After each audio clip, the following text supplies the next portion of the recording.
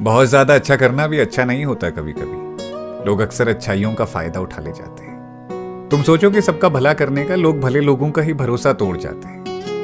यह मतलब ही दुनिया है मेरे दोस्त। यहाँ सुख के साथ ही अक्सर दुख में साथ छोड़ जाते हैं।